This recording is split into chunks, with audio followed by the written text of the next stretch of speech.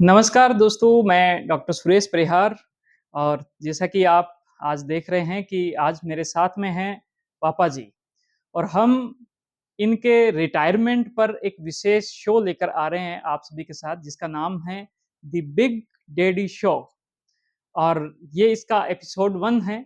इसमें मैं बताना चाहता हूँ कि ये शो क्या है, क्यों है और ये कितना लंबा चलेगा, कितने इसमें एपिसोड होंगे। तो एपिसोड आपके ऊपर निर्भर है कि आप कितना चाहते हैं, लेकिन हम एक ऐसी जर्नी आपके साथ में शेयर कर रहे हैं, जो आज से करीबन 25-30 साल पहले मैंने उसको देखना, उसको समझना स्टार्ट किया और मैं अगर मेरी जो समझ है, उससे अगर मैं देखूँ, तो वो ये है कि मैं आज ये बिग डैडी का जो नाम है वो क्यों रखा है क्योंकि इनकी वजह से मुझे बहुत सारे गिफ्ट मिले हैं मेरे जीवन के अंदर। मैं ऐसे बोल सकते हैं कि जो एक इंसान फर्श से अर्श तक अगर पहुंचा है, अगर वो मैं इंसान हूं, तो उसके पीछे इनका बहुत ही ज्यादा एक योगदान रहता है और हम इस इन एपिसोड में वो सारे योगदान कवर करना चाहते हैं। आज इस पहले एपिसोड के माध्यम से हम आपसे शेयर करना चाहते हैं कि मेरे जीवन की जो एक शुरुआत थी, जिसके अंदर एक ऐसा घर था, जिस घर के अंदर लाइट नहीं थी और वो जो घर है वो 7 एसजीआर के नाम से एक छोटा-सा एक ऐसा गाँव था जहाँ से मेरे जीवन की शुरुआत हुई, मैंने समझ पकड़ी। तो मैं उसकी जो कहानी है वो पापा जी के द्वारा मैं चाहता हूँ कि उसके बारे में आप बताएँ और साथ में ये जो एपिसोड हम आज शुरू कर रहे हैं, इसके बारे में भी आप 2 शब्दों में हमारी जो ऑडियंस है उससे आप मुखातिब होएँ। धन्यवाद। सबसे पहले ऑडियंस का मैं धन्यवाद करता हूँ कि आप मुझे सुन रहे हैं। जैसा सुरेश ने बताया कि बिना लाइट का घर 7 एसडीआर में, सबसे मेरी फर्स्ट पोस्टिंग थी अजीतपुरा में 3/4/89 को। वहाँ से मैंने ट्रांसफ़र हुआ मेरा संगर। तो संगर में मैंने सोचा भी मेरा छोटा भाई है, उसको पढ़ाना था। तो मैंने पिताजी को कहा इसको आप पढ़ाइए, इसको बीच में पढ़ाई छुड़वा दी आपने। तो पिताजी बोले भी खेती कौन करेगा? मैंने कहा भी खेती मैं। इसलिए मैंने 7 एसडीआर में एक कच्चा 2 मकान का घर बनाया और वहीं से मैं संगत अप डाउन करता था।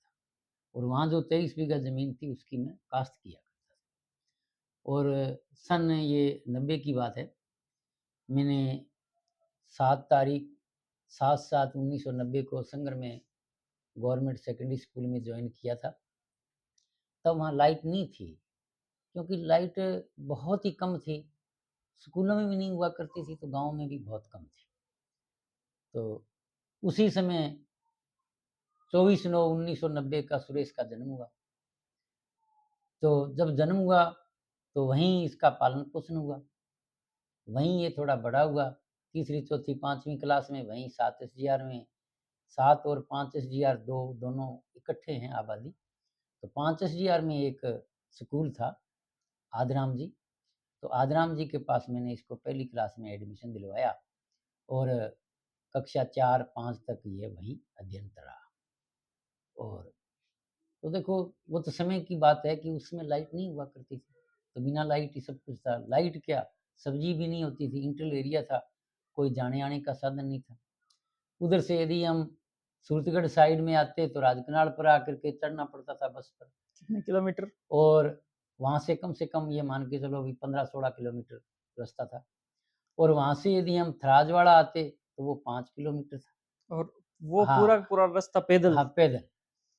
और यहाँ भी साइकिल पर जाओ, लेकिन परिवार साथ में होते, बच्चे होते, यदि बैग होता, उस ज़माने में बैग कम हुआ करते थे, अटैचियाँ उठाया करते थे, तो अटैची लेके हम वहाँ से आना-जाना करते।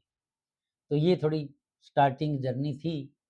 और क्योंकि पहले इंजीनियरिंग की थी अपने बीकानेर से, तो मैंने जैसे ही इसका जन्म हुआ तो मैंने सोचा भी क्या ये डॉक्टर बन सकता है?